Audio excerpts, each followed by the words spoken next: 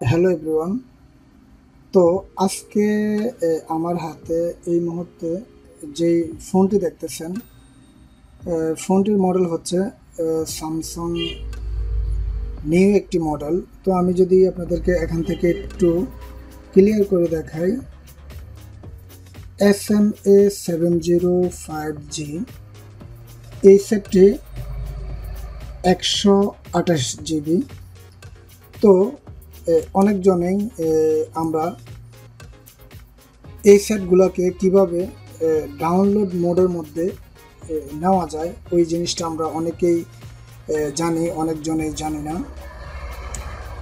তো আজকে আমি আপনাদেরকে দেখাবো কিভাবে এই সেটগুলোকে ডাউনলোড মোডের মাধ্যমে নেওয়ার পর আমরা এই সেটটিকে প্লাস করতে পারবো।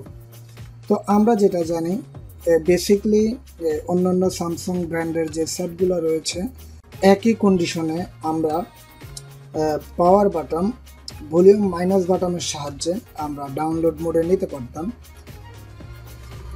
তো এখনকার স্যামসাং যে ফোনের নতুন সিরিজের যে সেটগুলা, আপনি চাইলেও এগুলাকে ডাউনলোড মোডে বা রিকভারি মোডে নেওয়াটা এত সহজ না, খুবই ডিফিকাল্ট একটি ব্যাপার।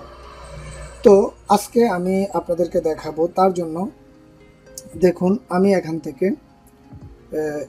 ফোনটি ফুল বন্ধ করে নিচ্ছি। বন্ধ করে নেওয়ার পর আমি এখান থেকে আবার দেখাচ্ছি, আমি ফোনটাকে ফুল বন্ধ করে নিচ্ছি। একটু ধরে রাখলে সবগুলা সুইচ, তাহলে ফোনটা বন্ধ হয়ে যাবে। এখন আমি জাস্ট এই কেবলটা লাগানোর পর আমি এখানে দুটা ভলিউম চেপে ধরে রেখে দেব।